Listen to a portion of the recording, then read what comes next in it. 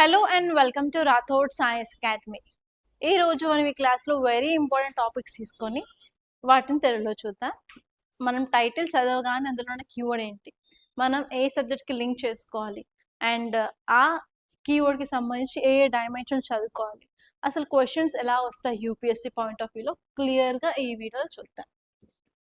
Okay, so first article వచ్చేసి title ఏంటి, Modi Macron talks stress economic security గురించి మాట్లాడారు. సో ఈ టాపిక్ వచ్చేసి ఇండియా ఫ్రాన్స్ ఇక్కడ మోదీ అండ్ మ్యాక్రాన్ చూసుకున్నట్లయితే ఈ ఇమేజ్ లో కూడా క్లియర్ గా ఉంది. ఇక్కడ మనకి ప్రైమ్ మినిస్టర్ మోదీ గారు ఉన్నారు, ఇక్కడ సైడ్ ఏమో ఫ్రెంచ్ యొక్క ప్రెసిడెంట్, అతని పేరే మ్యాక్రాన్ అనమాట. సో ఈ టాపిక్ వచ్చేసి India France relations point of వ్యూలో చదువుకోవాలి.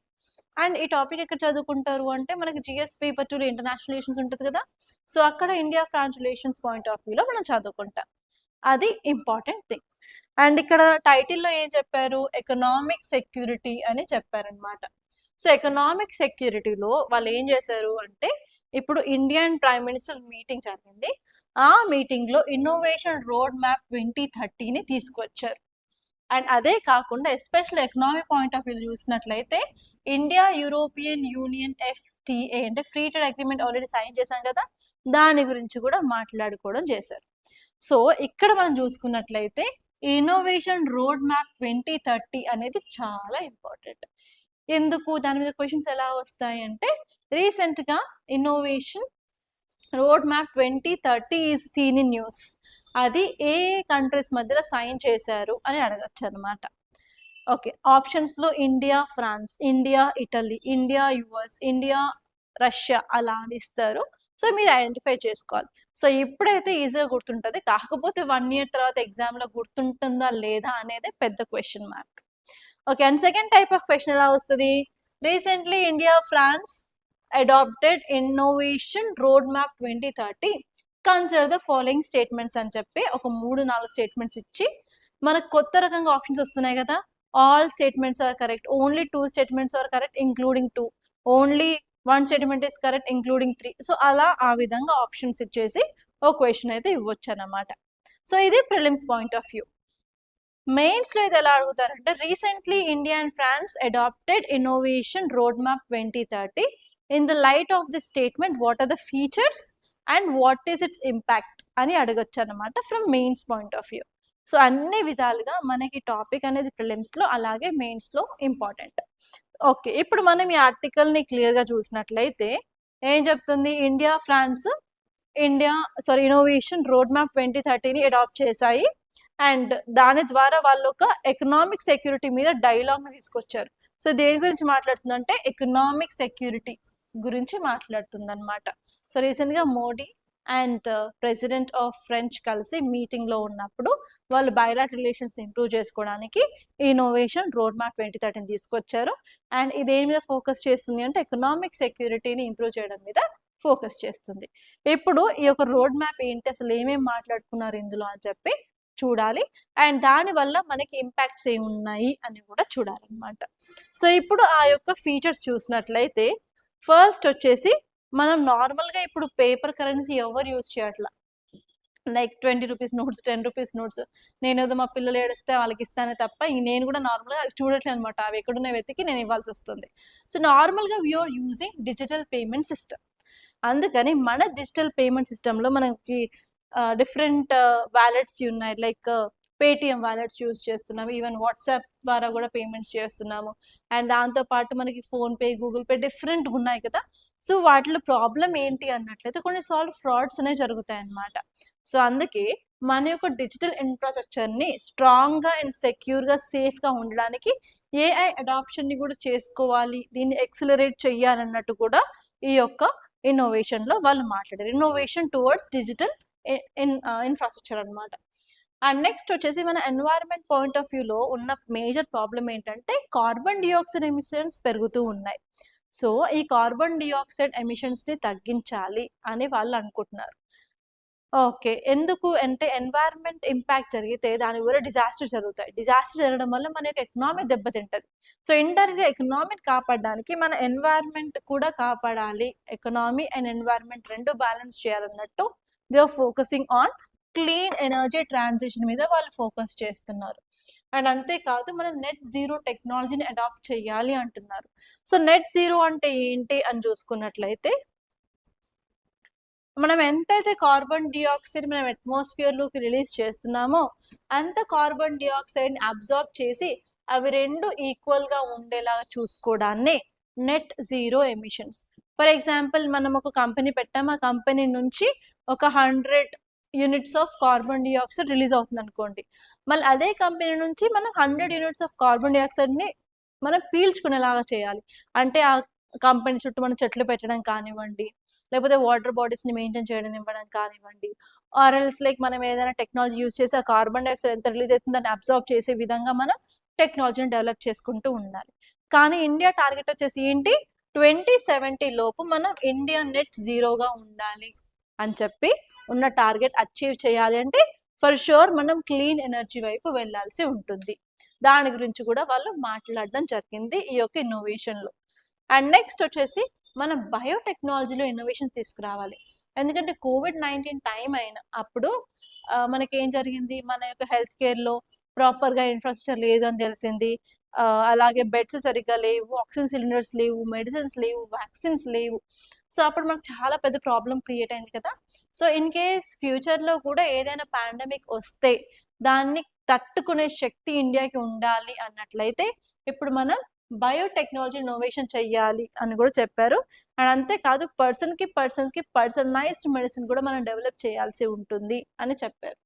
అండ్ నెక్స్ట్ వచ్చేసి మన ఎడ్యుకేషన్లో ప్రాపర్గా రిఫార్మ్స్ తీసుకురావాలి.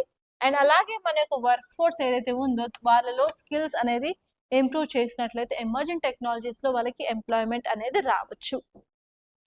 అండ్ అంతేకాకుండా మన డేటా ఈకో సిస్టమ్స్ అన్నీ కూడా ఇంక్లూజివ్ ఇన్నోవేషన్స్ మీద ఫోకస్ చేయాలి. అండ్ అంతేకాకుండా మనం గవర్నమెంట్, ఇండస్ట్రీ అండ్ అకాడమిషియాని కొలాబరేట్ చేయాలి. సో మేజర్గా మనకి ప్రాబ్లం వచ్చేసి ఏంటి అన్నట్లయితే, ఈవెన్ గ్రాడ్యుయేషన్ అయిపోయినప్పటికీ కూడా అన్ఎంప్లాయ్మెంట్ అనేది పెరిగిపోతూ ఉంది. ఎస్పెషల్లీ బీటెక్ తీసుకోండి, బీటెక్ చేసిన వాళ్ళు ఎంతో మంది ఖాళీగా ఉన్నారు కదా. సో అలా అన్ఎంప్లాయ్మెంట్ రేట్ అనేది పెరుగుతుంది. దానివల్ల మన ఎకనామీ మీద ఇంపాక్ట్ అనేది ఉంటుంది. సో కాబట్టి ఏం చేయాలి అన్నట్లయితే, మన కాలేజెస్ ఏవైతే ఉన్నాయో ఆ కాలేజెస్ గవర్నమెంట్తో టైఅప్ అవ్వాలి, దాంతోపాటు ఇండస్ట్రీతో టైఅప్ అయ్యాలి. అయిన తర్వాత అక్కడ ఉన్న స్టూడెంట్స్కి ఎగ్జాక్ట్గా ఇండస్ట్రీస్ తీసుకెళ్ళి ఇండస్ట్రీస్లోనే వాళ్ళకి కావాల్సిన స్కిల్స్ ఏంటో అక్కడే ట్రైనింగ్ ఇప్పించినట్లయితే వాళ్ళకి ఇంటర్న్షిప్లో సర్టిఫికెట్స్ రావడము, దాంతోపాటు డైరెక్ట్గా ఆ యొక్క ఇండస్ట్రీలో వాళ్ళకి ఏమన్నా నీడ్ ఉంటే ఇక్కడ స్టూడెంట్స్ డైరెక్ట్గా వాళ్ళు రిక్రూట్ చేసుకోవడం లాంటివి చేసినట్లయితే మనం ఎంప్లాయ్మెంట్ ఆపర్చునిటీస్ని క్రియేట్ చేస్తాం. దాంతోపాటు మన యొక్క స్టూడెంట్స్లో కూడా స్కిల్ అనేది పెరుగుతుంది. ఆ స్కిల్ అనేది పెరిగినట్లయితే వాళ్ళు ఎంటర్ప్రినర్గా ముందుకు వచ్చేసి వాళ్ళే కంపెనీస్, ఈకోసిస్టమ్స్ అనేవి స్టార్ట్ చేస్తారు. దానివల్ల ఓవరాల్గా ఎంప్లాయ్మెంట్ జనరేషన్ అనేది బూమ్ అవుతుంది అనమాట మన కంట్రీలో. సో ఆ పాయింట్ కూడా మాట్లాడడం జరిగింది. అండ్ అంతేకాకుండా డిజిటల్ కనెక్టివిటీని మనం పెంచాలి అన్నట్టు కూడా వాళ్ళు ఈ యొక్క ఇన్నోవేషన్లో మాట్లాడుకోవడం జరిగిందనమాట. సో ఇలా డిఫరెంట్ ఏరియాస్లో వాళ్ళు ఈ యొక్క ఇన్నోవేషన్ రోడ్ మ్యాప్ని తీసుకురావడం జరిగింది. అండ్ దీని యొక్క టార్గెట్ ఏంటంటే 2030 లోపు ఇవన్నీ డెవలప్మెంట్స్ అనేవి ఇండియాలో చెయ్యాలి అని వీళ్ళ యొక్క టార్గెట్.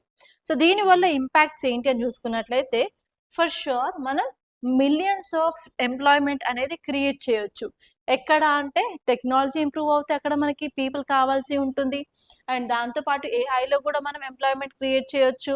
అలాగే క్లీన్ ఎనర్జీ టెక్నాలజీ అంటే రెన్యూవబుల్ ఎనర్జీ టెక్నాలజీలో కూడా మనం జాబ్స్ అనేవి ఓవరాల్గా క్రియేట్ చేస్తాం. అండ్ దాంతోపాటు ఓవరాల్గా మన ప్రొడక్షన్ ఆఫ్ ఆర్ కంట్రీ కూడా పెరుగుతుంది. ప్రొడక్షన్ పెరిగినప్పుడు ఆబ్వియస్లీ మన యొక్క జీడిపి అనేది బూస్ట్ అవుతుంది.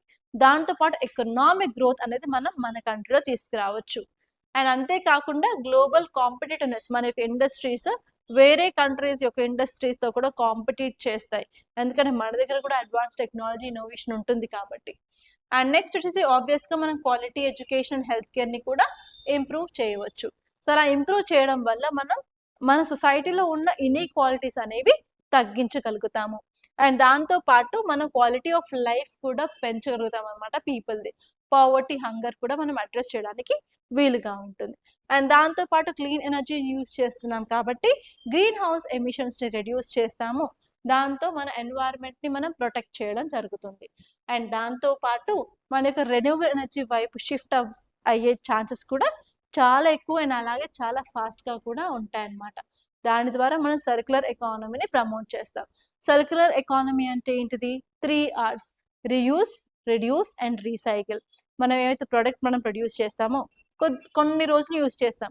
దాన్ని అలా పడేయకుండా దాన్ని రీసైకిల్ చేసి మళ్ళీ దాన్ని యూజ్ చేయడం. సో అలా చేయడం వల్ల పొల్యూషన్ తగ్గుతుంది అండ్ ఈవెన్ రిసోర్సెస్ని మనం ఎఫిషియెంట్గా మనం యూజ్ చేసుకుంటాం. సో ఈ సర్క్యులర్ ఎకానమీ మీద మినిమం 4 to 5 టైమ్స్ యూపీఎస్సీ అయితే ప్రిలిమ్స్లో క్వశ్చన్ అడగడం జరిగిందనమాట. What is circular economy? Circular economy refers to what అని చెప్పి. సో అలా మీకు ఏమైనా కొత్త వర్డ్స్ కనిపించినట్లయితే గూగుల్ చేసి ఫైండ్ అవుట్ చేయండి దాని మీనింగ్ ఏంటి. దాని మీద మీకు క్వశ్చన్ అయితే రావచ్చు అనమాట. ఓకే, ఇది ఈ టాపిక్ గురించి ఇన్ డీటెయిల్గా. అండ్ నెక్స్ట్ వచ్చేసి 3 children and man drown as boat capsizes in Krishna river in AP. So ఈ టైటిల్ చూస్తే మనకి ఏం కనిపిస్తుంది? ఇక్కడ ఇమేజ్ చూసినట్లయితే బోట్ క్యాప్సైజ్ అంటే ఏంటంటే బోట్ నీళ్ళల్లో మునిగిపోయింది. అది ఇంపార్టెంట్ కీవర్డ్. ఎక్కడ? రివర్ కృష్ణ. మీకు యూపీఎస్లో చూసుకున్నట్లయితే ప్రిలిమ్స్లో ఫర్ షూర్ రివర్స్ మీద క్వశ్చన్ లేకుండా పేపర్ అయితే ఫర్ షూర్ ఉండదు. ఎవ్రీ ఇయర్ అట్లీస్ట్ 1 క్వశ్చన్ మీకు రివర్ గురించి అయితే వస్తుంది అనమాట. ఓకే, సో ఈసారి వచ్చింది రివర్ సట్లెజ్ గురించి, అంటే ఇండస్ రివర్ సిస్టమ్ గురించి క్వశ్చన్ వచ్చింది ఈసారి 2026లో. సో అలా ప్రతి సంవత్సరం ఫర్ షూర్ మనకి గంగా, బ్రహ్మపుత్ర, ఇండస్ ఉందా, ఈ 3 రివర్స్ నుంచి ఒక క్వశ్చన్ వస్తుంది. ఇన్ కేస్ వాళ్ళు ఇంక ఎక్స్ట్రా క్వశ్చన్ అడగాలి అంటే పెనిన్సులర్ రివర్స్ మీద కూడా క్వశ్చన్ అడగచ్చు. అంటే మినిమం 1 క్వశ్చన్, మాక్సిమం 2 క్వశ్చన్స్ మీకు పేపర్లో కనిపిస్తాయి అన్నమాట. ఈసారి మాత్రం సట్లెజ్ రివర్ గురించి క్వశ్చన్ వచ్చింది. సో ఇక్కడ మీరు ఏం చేస్తారు అంటే మనకి ఇండియన్ జోగ్రఫీ ఉంటుంది కదా, ఆ ఇండియన్ జోగ్రఫీలో రివర్స్ అనే చాప్టర్ ఉంటుంది. ఆ చాప్టర్లో మీరు రివర్ కృష్ణ గురించి కొన్ని బేసిక్స్ చదువుకుంటారు. అండ్ నెక్స్ట్ వచ్చేసి ఈ టాపిక్ నేను ఎందుకు తీసుకున్నాను డిస్కషన్కి అంటే మనం గత 2 months or 3 months నుంచి minimum 4 to 5 incidents of boat capsizing, బోట్లు మునిగిపోయాయని చెప్పి చాలా న్యూస్ ఆర్టికల్స్ వచ్చాయి. దాంతోపాటు న్యూస్ ఛానల్స్లో కూడా అది హైలైట్ అయ్యింది. అండ్ ఈవెన్ ఒక ఇమేజ్, చిన్న బాబుని పట్టుకుని తల్లి అలాగే చనిపోయిందని చెప్పి కొన్ని ఏఐ జనరేటెడ్ ఇమేజెస్ కూడా లైక్ చాలా సర్క్యులేట్ అయ్యాయి. సో అలాంటి ఇష్యూస్ మళ్ళీ రిపీట్ అవుతూ ఉంటే ఫర్ షూర్ మీకు దాని మీద కేస్ స్టడీ కానీ మెయిన్స్ బేస్డ్ క్వశ్చన్ కానీ రావచ్చు. ఎందుకు వస్తుంది అని చూసుకున్నట్లయితే మీకు డిజాస్టర్ జరిగినప్పుడు డిస్ట్రిక్ట్ లెవెల్లో district collector is the highest authority అనమాట. సో అక్కడికి వెళ్ళాలి, అక్కడ రెస్క్యూ ఆపరేషన్స్ ఏమైనా చేయాలి అంటే that should be started by this district collector. And మీరు రాసే ఎగ్జామ్ అదే కదా, you want to become an IAS officer.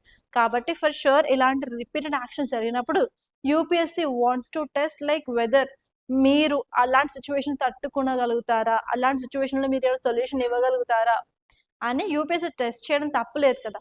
So అందుకని మీకు దీని మీద కేస్ స్టడీస్ రావచ్చు, లేకపోతే డైరెక్ట్గా డిజాస్టర్ మేనేజ్మెంట్ సబ్జెక్ట్లో మీకు క్వశ్చన్ అయినా రావచ్చు. ఈసారి డిజాస్టర్ మేనేజ్మెంట్లో 3 క్వశ్చన్స్ వస్తాయని చెప్పి నేనైతే ఎక్స్పెక్ట్ చేస్తున్నాను ఇన్ 2026 మెయిన్స్ ఎగ్జామ్. అదేంటంటే ఫస్ట్ వచ్చేసి బోట్ క్యాప్సైజింగ్ గురించి అడగచ్చు. అండ్ నెక్స్ట్ వచ్చేసి మనకి రీసెంట్గా చాలా చోట్ల ఫైర్ యాక్సిడెంట్స్ అయితే జరిగాయి. సో హైదరాబాద్లో 2 సార్లు, ఒకసారి ఏమో ఎంటైర్ ఫ్యామిలీ మొత్తం చనిపోవడం జరిగింది, అరౌండ్ 18 members, అండ్ అది హోల్ సిటీలో. అండ్ దాంతోపాటు మదీనా మార్కెట్లో రీసెంట్గా ఇంకొక యాక్సిడెంట్ జరిగింది. అండ్ దాంతోపాటు ఒక స్లమ్ ఏరియాలో ఎంటైర్ 200 గుడిసెలు తగలబడిపోయాయి అనమాట ఇలా ఒకటేసారి. సో అలాంటి ఇన్సిడెంట్స్ న్యూస్లో ఉన్నాయి కాబట్టి ఆ ఫైర్ యాక్సిడెంట్స్ గురించి క్వశ్చన్ వచ్చే ఛాన్స్ ఉంది అని అనుకుంటున్నాను. అండ్ దాంతోపాటు ఇంకొకటి ఏంటంటే క్లౌడ్ బస్ట్ అయ్యి చాలా మంది చిక్కుకున్నారు, ఎస్పెషలీ ఈ యొక్క నార్థరన్ పార్ట్ అంటే ఉత్తరాఖండ్ ఆ రీజన్లో. సో ఇలా ఉన్నాయి కాబట్టి న్యూస్ ఆర్టికల్స్ మేబీ మీకు ఆ 3 క్వశ్చన్ల మీద అట్లీస్ట్ 2 మీద క్వశ్చన్ వచ్చినా కూడా చాలు కదా. సో అలా మీరు ప్రిపేర్ అవ్వాల్సి ఉంటుంది. సో ఇన్ కేస్ ఇప్పుడు యూపీఎస్సీ దీని మీద క్వశ్చన్ ఇవ్వాలనుకున్నట్లయితే ఏం అడుగుతుంది? Recently there is increased incidents of boat capsizing in our country. In the light of the statements what are the reasons and suggest some measures అని question ఇవ్వచ్చు. So you have to be careful. Okay, so ఇక్కడ మనం context చూసినట్లయితే around 4 అయితే చనిపోయారు అని చెప్పడం జరిగింది. అండ్ 4 చనిపోవడమే కాదు, అక్కడ ఏమైంది అంటే చిన్నపిల్లలు కూడా ఉన్నారు. అలా ఓన్లీ కృష్ణా రివర్లోనే కాదు, రీసెంట్గా చాలా ఏరియాస్లో ఇలా జరిగింది. ఓకే. సో, మన రీజన్స్ ఏంటి? ఎందుకు ఇలాంటివి జరుగుతున్నాయి ఫ్రీక్వెంట్‌గా అని చూసుకున్నట్లయితే, ఫస్ట్ వచ్చేసి ఓవర్ క్రౌడింగ్. మన బోట్ కెపాసిటీ 20 మందయితే దాంట్లో 30 మంది, 30 మందిని 35 మందిని అలా ఎక్కిస్తూ ఉంటారు. సో, అలా ఓవర్‌లోడ్, ఓవర్ కెపాసిటీ అయినప్పుడు బోట్ అనేది బ్యాలెన్స్ అనేది తప్పుతది. అలా యాక్సిడెంట్స్ అవుతాయి. అండ్ నెక్స్ట్ వచ్చేసి ప్రాపర్‌గా మనం మెయింటైన్ చేయము. బోట్‌లో ఇంపార్టెంట్ పార్ట్ ఏంటంటే ఇంజిన్. ఇంజిన్ సడెన్‌గా ఆగిపోయింది, రివర్ మధ్యలో ఉన్నామంటే we can't do anything. So, అలా పువర్ మెయింటెనెన్స్ ఆఫ్ బోట్స్ అది గూడా ఇంపార్టెంట్ రీజన్. అండ్ నెక్స్ట్ వచ్చేసి ప్రాపర్‌గా సేఫ్టీ ఎక్విప్‌మెంట్ అనేది ఇవ్వరు. బోట్‌లలో వెళ్ళే వాళ్ళకి కంపల్సరీ లైఫ్ జాకెట్స్ అనేది ఇవ్వాలి. ఇన్ కేస్ ఆ లైఫ్ జాకెట్స్ ప్రొవైడ్ చేయలేకపోయినా కూడా లైక్ ఇట్లాంటి ప్రాణ నష్టం అయితే జరుగుతది. అట్‌లీస్ట్ ఆ లైఫ్ జాకెట్స్ ఇస్తే కనీసం వాళ్ళు తేలుతూ ఉంటారు ఆ వాటర్‌లో. ఎవరైనా లైక్ హెల్ప్ చేసినా కూడా వాళ్ళని ఈజీగా ఐడెంటిఫై చేసి వాళ్ళని కాపాడే అవకాశం ఉంటది. ఇన్ కేస్ లైఫ్ జాకెట్ లేకపోతే ఏంటి వాటర్ మింగేసి లోపలికెళ్ళిపోతారు. So, search and rescue operations చాలా కష్టమవుతాయి. అండ్ నెక్స్ట్ వచ్చేసి బ్యాడ్ వెదర్ కండిషన్స్ సడెన్‌గా వెరీ స్ట్రాంగ్ విండ్స్ వచ్చినట్లయితే ఆర్ ఎల్స్ స్టార్మ్ వచ్చినట్లయితే ఆర్ ఎల్స్ క్లౌడ్ బర్స్ట్ వచ్చినట్లయితే ఎస్పెషల్లీ మాన్సూన్ టైమ్‌లో ఏమైద్దో తెలీదు. సో, ఎప్పుడు ఉప్పొంగుతుందో తెలీదు. సో, అలాంటి సిట్యుయేషన్స్‌లో కూడా మనకి బోట్ యాక్సిడెంట్స్ అనేవి జరుగుతాయి. అండ్ నెక్స్ట్ వచ్చేసి నెగ్లిజెంట్‌గా ఉండడం వల్ల, కేర్‌లెస్‌గా బోట్‌ని నడపడం వల్ల కూడా ఆర్ ఎల్స్ ఏమైనా బ్రిడ్జ్ ఉంది దానికెళ్ళి గుద్దడం లాంటి కొలిషన్స్ అయితే కూడా అలా జరుగుతాయన్నమాట. ఓకే. సో, అలాంటి ప్రాబ్లమ్స్ వల్ల మనకి బోట్ యాక్సిడెంట్స్ రిపీటెడ్‌గా ఇండియాలో జరుగుతున్నాయి. సో, కానీ మెజర్స్ ఏం తీసుకోవచ్చు వే ఫార్వర్డ్ అని చూసినట్లయితే, ఫస్ట్ వచ్చేసి స్ట్రిక్ట్ కెపాసిటీ ఎన్ఫోర్స్‌మెంట్. ఎంతమందయితే వెళ్ళాలో దాని యొక్క కెపాసిటీ ఏంటి? ఈవెన్ లిఫ్ట్‌లో గూడా మనం ఎక్కినట్లయితే అందులో 5 మెంబర్స్ కెపాసిటీ, వెయిట్ ఇంతుండాలి అని చెప్పి గూడా అక్కడ స్టిక్కర్ ఏస్తారు కదా! సో, చూసినప్పుడల్లా మనకనిపిస్తది ఓకే. మనం వెళ్తామా? ఎళ్ళలేమా? ఓవర్‌లోడ్ అయిందా? అని చెప్పి. కానీ ఈ బోట్‌లకి మాత్రం ఎక్కడ కెపాసిటీ గురించి ఎక్కడ రాయరనమాట. సో, మనం ఎవ్రీ బోట్‌కి క్లియర్‌గా దాని కెపాసిటీ ఎంతో కూడా మన స్టిక్కర్‌లేసి డిస్‌ప్లే చేయాల్సి ఉంటుంది. సో దట్ పీపుల్‌కి కూడా అవేర్ అవుతారు. ఎందుకంటే ఎంతమంది ఎక్కుతున్నారు, ఎంతమందున్నారు, ఈ బోట్ తీసుకెళ్ళగలదా, లేదా ముంచేస్తదా అని చెప్పి మనకొక ఐడియా అయితే ఉంటది. అండ్ నెక్స్ట్ వచ్చేసి మ్యాండేటరీ లైఫ్ జాకెట్స్. సో, మనం లైఫ్ జాకెట్స్ కంపల్సరీగా ఎవరైతే బోట్ ఎక్కుతున్నారో వాళ్ళు ఎక్కేటప్పుడే వాళ్ళు ధరించేలాగా చూడాలనమాట. అండ్ నెక్స్ట్ వచ్చేసి రెగ్యులర్‌గా మనం బోట్‌ని ఇన్స్‌పెక్షన్ చేస్తూ ఉండాలి. సో, మనం బైకులు నడిపినా కూడా మనకి ఫిట్‌నెస్ సర్టిఫికేట్స్ ఇస్తారు కదా! అలాగే మనం పొల్యూషన్ చెక్ చేయించుకోవాలి. సో, ఇది సేమ్ వే ఈ బోట్స్‌కి కూడా ప్రాపర్‌గా లైసెన్స్‌లు and even fitness certificates compulsory మ్యాండేటరీగా వాళ్ళు తీసుకోవాల్సుంటుంది. అండ్ అంతే కాకుండా ఎవరైతే ఆపరేట్ చేస్తారో బోట్ డ్రైవర్ అంటాం కదా! వాళ్ళకి ప్రాపర్‌గా ట్రైనింగ్ అనేది ఉండాలి. అండ్ ఈవెన్ వాళ్ళకి లైసెన్స్ అనేది ఉండాలి. ఫర్ ఎగ్జాంపుల్ మనం టూ వీలర్ నడుపుతున్నా కూడా మనకు కంపల్సరీ లైసెన్స్ ఉంటేనే రోడ్ ఎక్కుతాం కదా! అంటే లైసెన్స్ లేకుండా నడుపుతున్నామని చెప్పి మాత్రం కింద కామెంట్‌లో పెట్టకండి.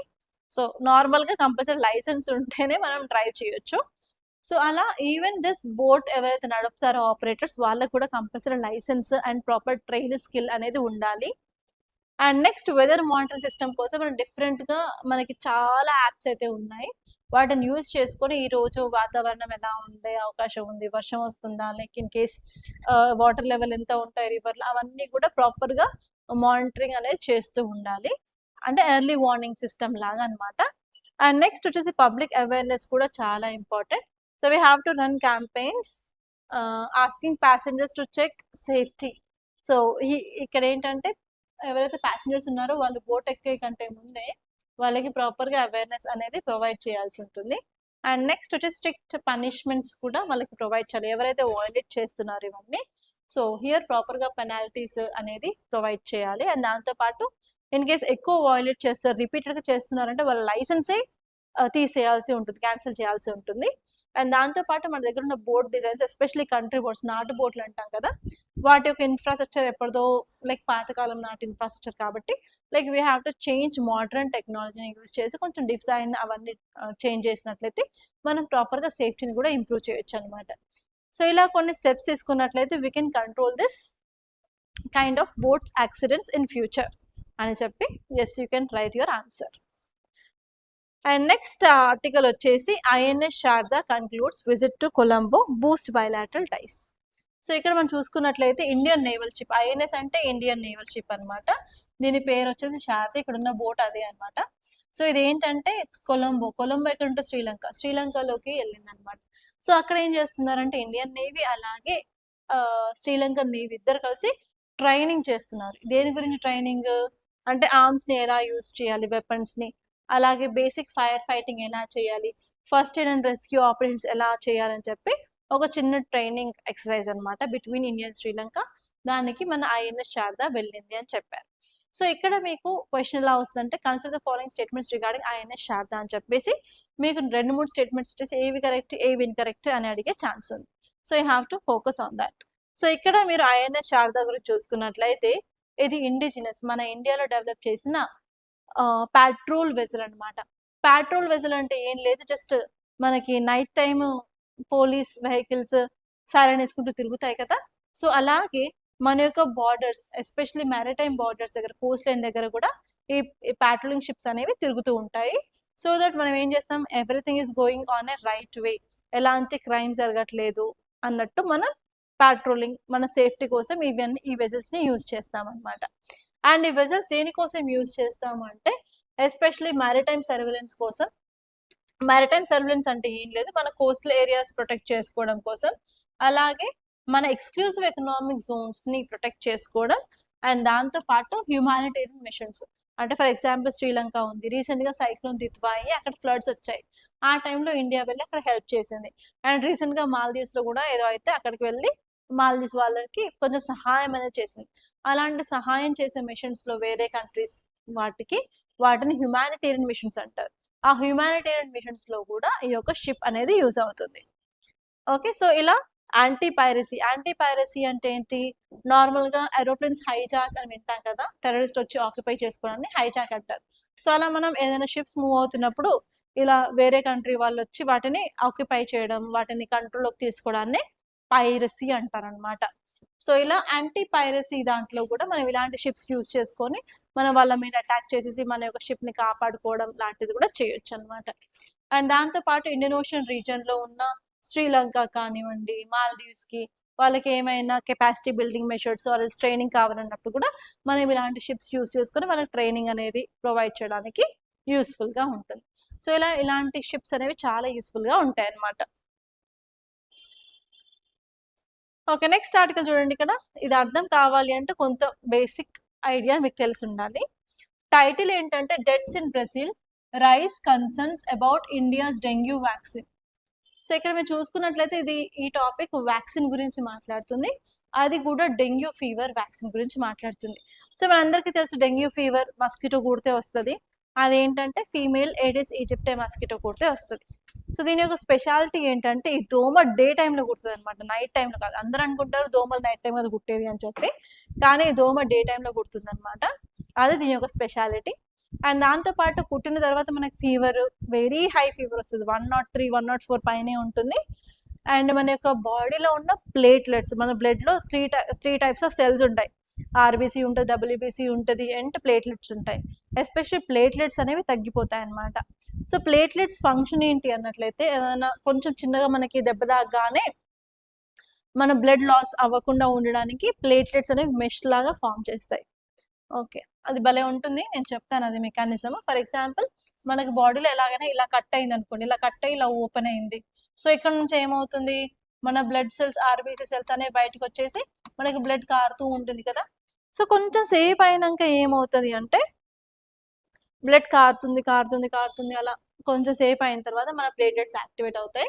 యాక్టివేట్ అయ్యి ఒక చిన్న మెష్ లాగా ఫామ్ అవుతుంది అనమాట. ఇలా ఎక్కడైతే కట్ అయిందో అలా ఇక్కడ మెష్ లాగా ఫామ్ అయ్యి అప్పుడు ఏమవుతుంది, కొంచెం సేపు అయినాక మనకి ఓన్లీ వైట్ కలర్ వాటర్ లాగానే వస్తుంది, అక్కడ వైట్ లిక్విడ్ లాగా వస్తుంది కానీ బ్లడ్ రాదు.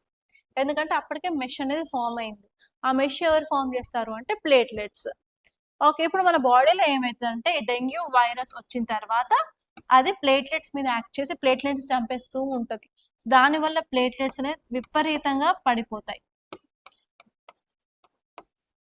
ప్లేట్లెట్స్ అనేవి విపరీతంగా పడిపోతాయి. కొంతమందికి 10,000 కంటే తక్కువ ఉన్నాయి, 20,000 కంటే తక్కువ ఉన్నాయి, 5,000 ఉన్నాయి, అలా అని మాట్లాడుతూ ఉంటారు కదా, అవి ఏంటంటే ప్లేట్లెట్స్ అనమాట. సో ఏమవుతుందంటే ఈ వైరస్ మెల్లగా ప్లేట్లెట్స్ తగ్గించిన తర్వాత ఈ వైరస్ అనేది ఎస్పెషల్లీ గ్యాస్ట్రో ఇంటెస్టైనల్ ట్రాక్ట్ మీద వర్క్ చేస్తుంది. అంటే మన పెద్ద పేగులు చిన్న పేగులు ఉంటాయి కదా, వాటి మీద దీని యొక్క యాక్షన్ అనేది కనిపిస్తుంది అనమాట. సో లోపల ఏమైందంటే బ్లడ్ వెసల్స్ పగిలిపోతాయి. మన డైజెస్ట్ ట్రాక్‌లో ఉన్న బ్లడ్ వెసల్స్ పగిలిపోయి ఇక్కడ ఏమవుతది లోపల పేగుల లోపల మనకి బ్లీడింగ్ అనేది జరుగుతుందనమాట. ఇప్పుడు ప్లేట్లెట్స్ లేవు ఇలా మెష్ ఫార్మ్ చేసి బ్లడ్ లాస్‌ని తగ్గించడానికి. దానివల్ల మేజర్ సైన్ ఏంటి డెంగ్యూలో చూసుకున్నట్లయితే ప్లేట్లెట్స్ తగ్గుతాయి. దాంతో పాటు ఇంటర్నల్ బ్లీడింగ్ వల్ల వాళ్ళు మోషన్‌కెళ్ళినప్పుడు బ్లాక్ కలర్డ్ స్టూల్స్ అనేవి వస్తాయన్నమాట. సో అదేం చెప్తుంది? యెస్ లోపల బ్లడ్ లాస్ అనేది జరుగుతుంది. ఇమ్మీడియేట్‌గా మనం ప్లేట్లెట్స్ ఎక్కించాలని చెప్పి అప్పుడు బ్లడ్ బ్యాంక్‌కెళ్ళేసి ప్లేట్లెట్స్ తీసుకొచ్చేసి ప్లేట్లెట్స్‌ని ఎక్కిస్తూ ఉంటారనమాట. సో ఇది. సో నార్మల్‌గా ఇది డెంగ్యూ ఫీవర్ గురించనమాట.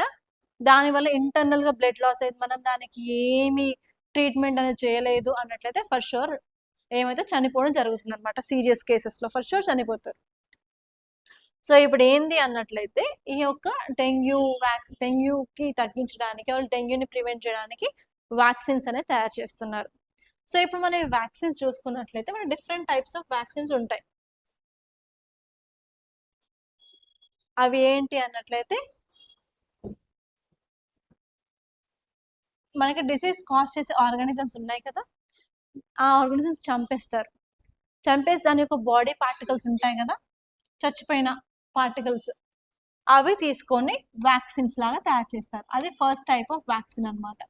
డైరెక్ట్గా డిసీజ్ కాజింగ్ ఆర్గానిజం చంపేసి దాని యొక్క బాడీ పార్టికల్స్ తీసుకొని వాటితోటి మనం వ్యాక్సిన్స్ తయారు చేస్తాం. సెకండ్ వచ్చేసి డైరెక్ట్గా disease causing micro organism or else virus కానీ బ్యాక్టీరియా కానీ తీసుకుంటాం. అది బతికే ఉంటుంది కానీ చాలా వీక్గా ఉంటుంది, చాలా తక్కువ అమౌంట్ తీసుకుంటాము. సో దట్ అది మనకి బాడీలోకి వచ్చినా కూడా డిసీజ్ అనేది కాజ్ చేయదనమాట. వీటిని లైవ్ అటెన్యూయేటెడ్ వ్యాక్సిన్ అంటారు. బతికే ఉంటాయి. అండ్ ఈవెన్ పోలియోలో కూడా మనం ఇచ్చేది లైవ్ అటెన్యూయేటెడ్ వ్యాక్సినే. అండ్ నెక్స్ట్ వచ్చేసి మనకి చదువుకున్నాము లైక్ వైరస్లో కానీ బ్యాక్టీరియాలో కానీ దాంట్లో జెనెటిక్ మెటీరియల్ ఉంటుంది, డిఎన్ఏ కానీ ఆర్ఎన్ఏ కానీ. సో మనం ఆ బ్యాక్టీరియాని కానీ వైరస్ని తీసుకొని అందులో ఉన్న డిఎన్ఏని ఆర్ఎన్ఏని బయటకు తీసి సపరేట్ చేసి వాటితోటి వ్యాక్సిన్స్ చేస్తామన్నమాట. సో ఇలా 3 రకాల వ్యాక్సిన్స్ చేస్తాం. సో వ్యాక్సిన్స్ ఎందుకు చేస్తామంటే మనకి ఏం డిసీజ్ రాలేదు కానీ డిసీజ్ వస్తుంది అనే భయం ఉందేమో అనుకున్నట్లయితే అప్పుడు మనం ఈ వ్యాక్సిన్ తీసుకున్నట్లయితే అవి చాలా తక్కువ అమౌంట్లో ఉంటాయి కాబట్టి ఎంత ఇస్తారు నీకు వ్యాక్సిన్ 0.5 ml కానీ 1 ml కానీ ఇస్తారు అంతే.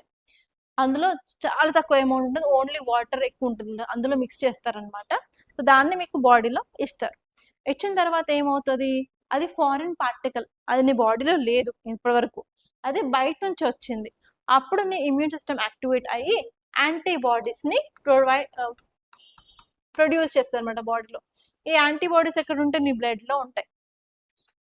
సో ఇప్పుడు ఇన్ కేస్ నిజంగా ఈ యొక్క డిసీజ్ కాజింగ్ వైరస్ కానీ బ్యాక్టీరియా కానీ నీ బాడీలోకి వచ్చినట్లయితే ఏమవుతుంది? అప్పుడు ఆల్రెడీ యాంటీబాడీస్ రెడీగా నీ బాడీలో ఉన్నాయి. సో ఈ యాంటీబాడీస్ ఏం చేస్తాయి? వాటితో బైండ్ అయ్యి వాటిని చంపేస్తాయి అన్నమాట. అలా డిసీజ్ రాకుండా నిన్ను ప్రొటెక్ట్ చేస్తాయి.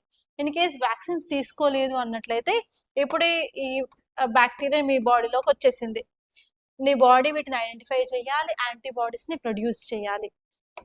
అది ఆ ప్రొడ్యూస్ చేసే టైంలో ఇవేమవుతుంది? వీటి నెంబర్ 10 times 20 times 30 times అయిపోద్ది అనమాట. అప్పటికి అప్పుడు ఏమైతే నీకు డిసీజ్ వస్తుంది. మనం ప్రొడ్యూస్ చేసే యాంటీబాడీస్ వీటికి సరిపోవు. సో దట్ ఏమవుతుంది? నీ యాంటీబాడీస్ చనిపోతాయి, అప్పుడు డిసీజ్ అనేది పెరుగుతుంది అనమాట. సో అలా ఉండకుండా ముందుగానే వ్యాక్సిన్స్ తీసుకుంటే యాంటీబాడీస్ రెడీమేడ్గా నీ బాడీలో ఉంటాయి, నీ బ్లడ్లో ఉంటాయి. అవి నీ యాంటీజెన్ తోటి బైండ్ అయ్యి డిసీజ్ రాకుండా ముందుగానే ట్రై చేస్తాయి అనమాట. ఇది వ్యాక్సిన్ యొక్క ఫంక్షన్. ఇప్పుడు ఇక్కడ ఆర్టికల్ చూసుకున్నట్లయితే ఇప్పుడు డెంగ్యూకి వ్యాక్సిన్ తయారు చేస్తున్నారు. ఎవరు అంటే బ్రెజిల్ చేస్తుంది అండ్ ఇండియా చేస్తుంది. ఇండియా యొక్క వ్యాక్సిన్ పేరు ఏంటంటే డెంగీ ఆల్. ఈ యొక్క డెంగీ ఆల్ అనేది ఇండియా యొక్క వ్యాక్సిన్ పేరు. ఓకే, బ్రెజిల్ చేస్తున్న వ్యాక్సిన్ పేరు ఏంటంటే బూటాన్ డివి అనేది వ్యాక్సిన్. ఇండియా తయారు చేసే వ్యాక్సిన్ అండ్ దిస్ బ్రెజిల్ తయారు చేసే వ్యాక్సిన్ సేమ్గా ఉన్నాయి. అవి రెండు లైవ్ అటెన్యూయేటెడ్ వ్యాక్సిన్సే. అంటే ఈ యొక్క డెంగ్యూ వైరస్ తీసుకొని చాలా తక్కువ అమౌంట్లో ఈ వ్యాక్సిన్ తయారు చేస్తున్నారు.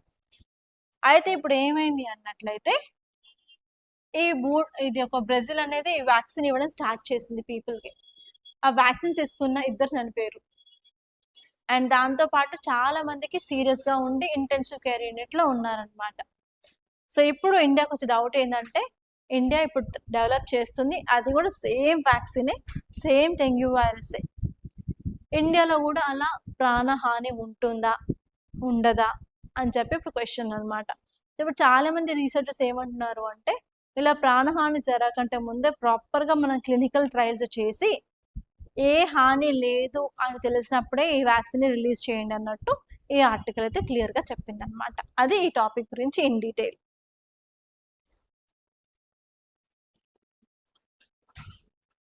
ఓకే, నెక్స్ట్ ఆర్టికల్ చూసినట్లయితే టైటిల్ ఏం చెప్పింది?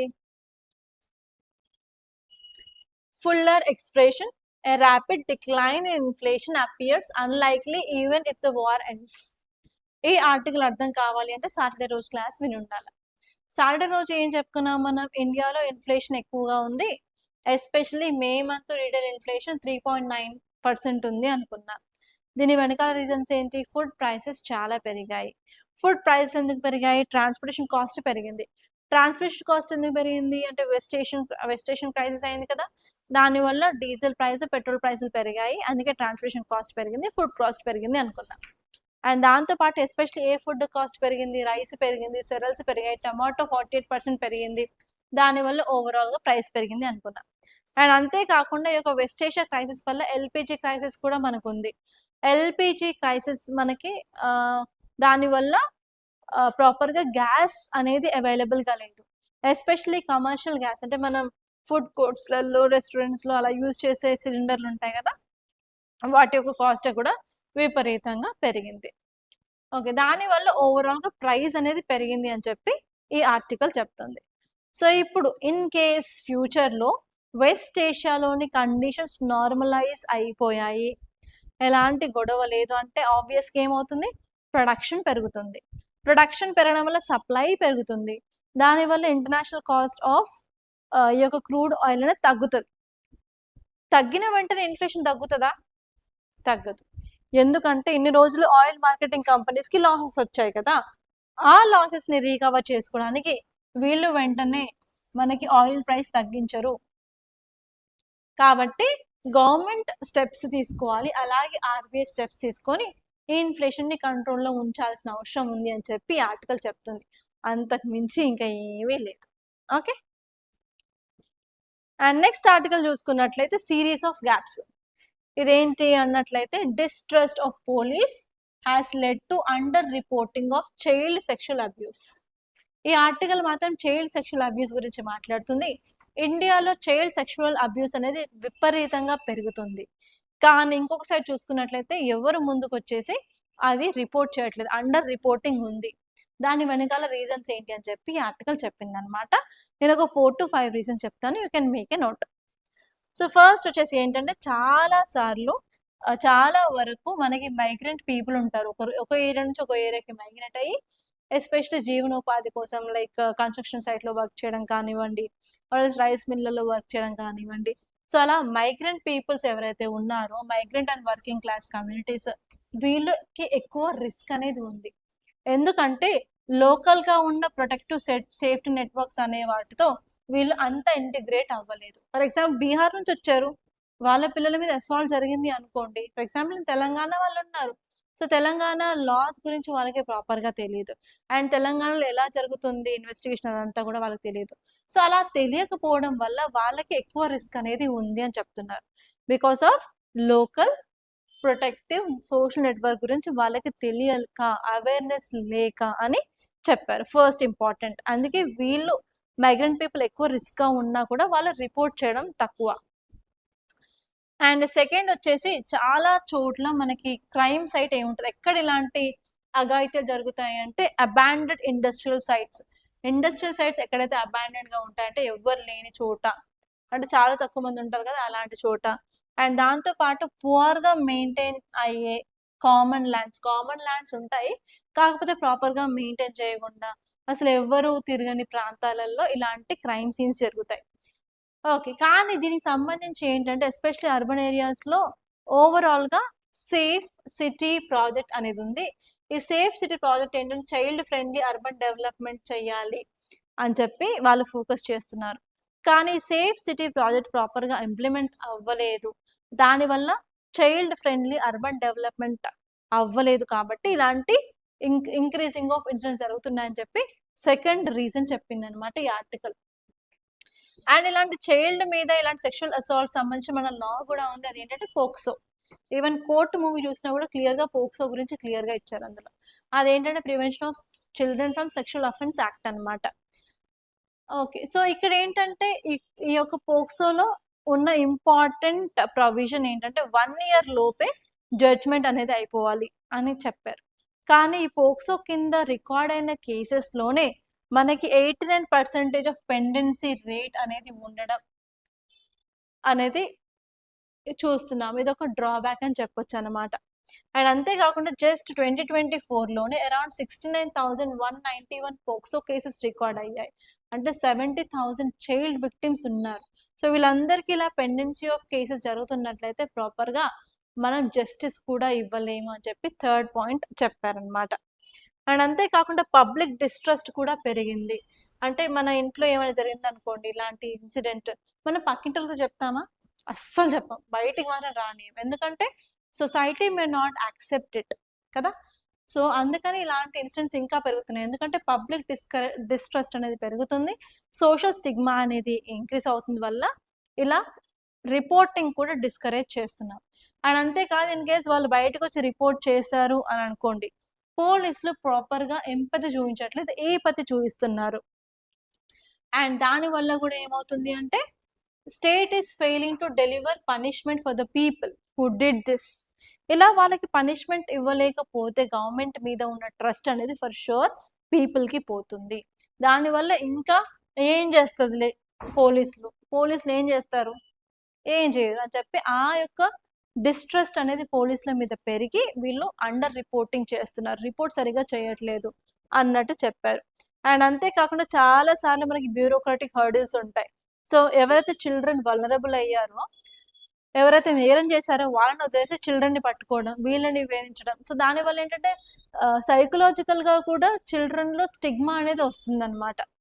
సో అది కూడా ఇంకొక రీజన్ అని చెప్పారు.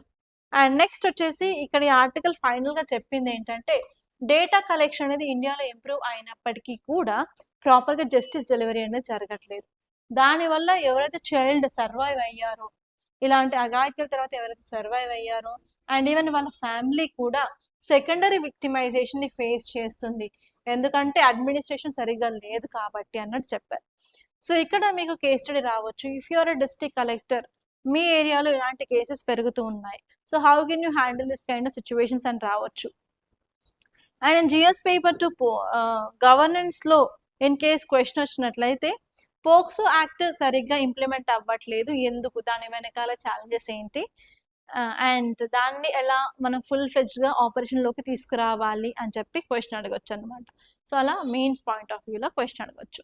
సో ఈ రెండు విధాలుగా మీరు ఈ ఆర్టికల్ని చూడాల్సి ఉంటుంది. ఓకే, అండ్ నెక్స్ట్ ఇక్కడ మనం ప్రిలిమ్స్ ప్రాక్టీస్ క్వశ్చన్స్ చూద్దాము. సో ఇక్కడ రెండు క్వశ్చన్స్ ఉన్నాయి. ఫస్ట్ వచ్చేసి రివర్ కృష్ణ గురించి. Consider the following statements regarding Krishna. First one వచ్చేసి the Krishna river originates near Mahabaleshwar in western Ghats.